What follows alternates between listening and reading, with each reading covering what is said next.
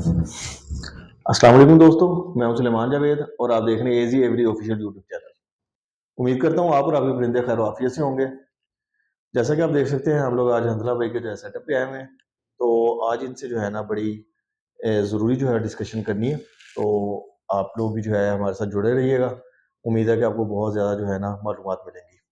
अस्सलाम वालेकुम सर। जी, वालेकुम सलाम। सर क्या हाल है आपका? जी, लग शुक्र ठीक-ठाक। हंसला भाई सबसे पहले तो आपका बहुत-बहुत शुक्रिया कि आपने अपने बिज़ी स्केड्यूल में से जो है हमारे व्यूअर्स के लिए टाइम निकाला। अच्छा हंज़ला भाई आज की जो डिस्कशन है ना वो इस चीज़ पे है कि ये जो म्यूटेशंस हैं, ये कैसे प्रोड्यूस होती हैं? जैसा कि हम लोगों को पता है कि पाकिस्तान में जो सबसे पहली म्यूटेशन प्रोड्यूस हुई पैलेट, वो उसमें जो है आपका हाथ है, ठीक है? मतलब इसमें आपकी अपनी वर्किंग है और काफ़ी जो है ना आपकी मेहनत है। तो ज़रा हमारे व्यूअर्स को जो है ना ये गाइड कीजिएगा कि इसमें हमें किन-किन प्रोसीजर से गुज़रना पड़ता? सबसे पहले तो एक बात याद रखें कि दुनिया में कोई भी जो म्यूटेशन आती है, वो किसी इंसान की वर्किंग का नतीजा नहीं होती। बिल्कुल सही, म्यूटेशन हमेशा अल्लाह की तरफ से पैदा होती है, पहली।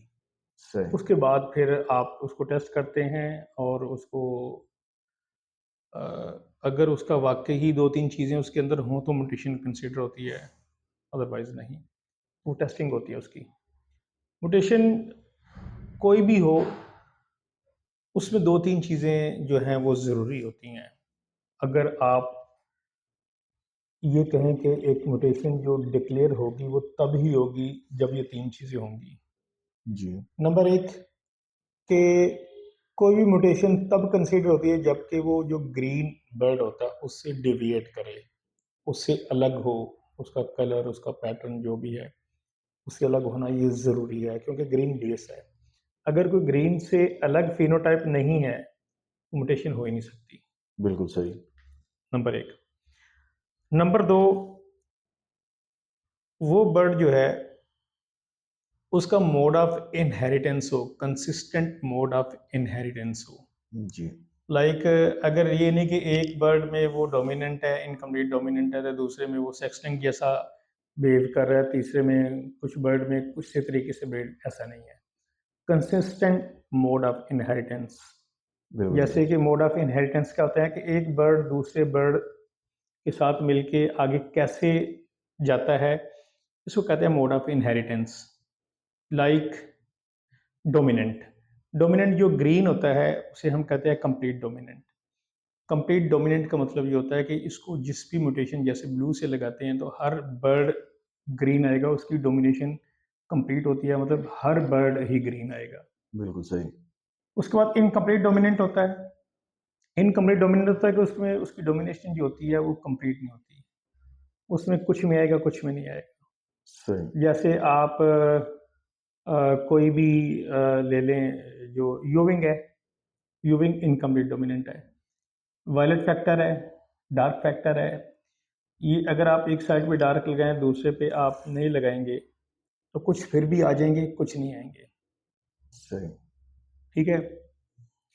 एक होता है ऑटोसोमल डोमिनेंट, जिस तरह के स्लेटी, अभी तो माइनर सा फर्क होता है इसके अंदर कि इनकम्प्लीट डोमिनेंट जो होता है ना उसमें सिंगल फैक्टर डबल फैक्टर होते हैं, लेकिन जो ऑटोसोमल डोमिनेंट होता है, जैसे आप कह लें कि अ, इसमें दो आते हैं, एक एक स्लेटी आता है और एक इसमें आता है पाइट आता है। तो इसमें कोई भी आप मतलब देख के ये नहीं कह सकता कि ये सिंगल फैक्टर है, ये डबल फैक्टर है। बिल्कुल जिस सही। तरह के यूविंग के अंदर आप देख के कह सकते हैं। दूसरी जो इनकम्प्लीट डोमिनेंट है, single factor violet, double factor violet में बड़ा वाज़ेह होता है, देख के कह सकते हैं। तो ये फ़र्क होता है इनकम्प्लीट डोमिनेंट और ऑटोसोमल डोमिनेंट में। इससे आगे आता है sex linked recessive. Sex link भी 2 किस्म के हैं। एक सेक्स लिंक डोमिनेंट होता है, सेक्स लिंक इनकम्प्लीट डोमिनेंट, तीसरा ग्रे रिंग है। और इसकी तफ़सील में है, अगर जाना हो आपने कभी तो मैं उसको फिर आप तरतीब से बताऊँगा। जी सर, और एक होता है सेक्स लिंक्ड रिसेसिव। तो रिसेसिव हमेशा ये कह लें कि ये डोमिनेंट के अंडर होता है, बिल्कुल सही। इसकी डोमिनेशन नहीं होती। तो सेक्स लिंक्ड रिसेसिव में जैसे ऑफलाइन है आपका, ये मतलब ये है कि अगर बाप विजुअल होगा तो बेटियां विजुअल आएंगी, बेटे स्प्लिट आएंगे। तो रिसेसिव हमेशा स्प्लिट होता है, जो नॉन रिसेसिव है वो स्प्लिट नहीं होता, याद रखिएगा। सही। ये कहते हैं फलाना स्प्लिट है, कोई बर्ड स्प्लिट रिसेसिव हो सकता है, नॉन रिसेसिव बर्ड स्प्लिट नहीं हो सकता। और दूसरा, अगर एक बर्ड को हम दूसरे बर्ड में के साथ लगाते हैं, अगर वो दोनों आपस में अलील हैं, तो फिर वो मोस्ट ऑफ द केसेस वो को डोमिनेंट होते हैं, दोनों का फिनोटाइप लेके आते हैं, वो भी स्प्लिट नहीं कहला सकता। जैसे आप कह लें कि पेस्टल इनो है, पेस्टल इनो का अलील है, आप पेस्टल स्प्लिट इनो नहीं कह सकते। सही। जैसे कुछ लोग एक गलत आम आपके सवाल में जवाब देता जाऊँ, अल्बाइनो स्प्लिट रेड आई, ये गलत है, क्योंकि बिल्कुल। अल्बाइनो होता ही रेड आई है, तो वो स्प्लिट हो ही नहीं सकता, रेड आई का कह ही नहीं सकते उसे। जो ब्लैक आई होता है, मतलब जिसे हम ब्लैक आई अल्बाइनो कहते हैं, वो बेसिकली ब्लैक आई अल्बाइनो कहने गलत है उसको।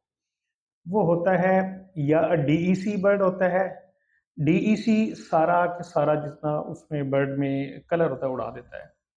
अगर ग्रीन सीरीज में हो तो उसे जिसे आप ब्लैक आई लुटिनो कहते हैं, वो होता है, वो डीईसी ग्रीन होता है बेसिकली, अगर उसमें इनोजीन नहीं है तो। अगर इनोजीन है तो फिर डेकिनो होता है।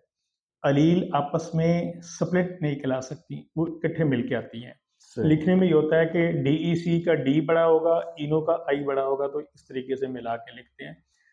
हमारे यहाँ लोग बर्ड तो ब्रीड करवा रहे हैं, सब कुछ कर रहे हैं, लेकिन ये अवेयरनेस हासिल नहीं करते। बिल्कुल तो सही। बहरहाल, जो अलील होती है वो स्प्लिट स्प्लिट रिसेसिव होता है।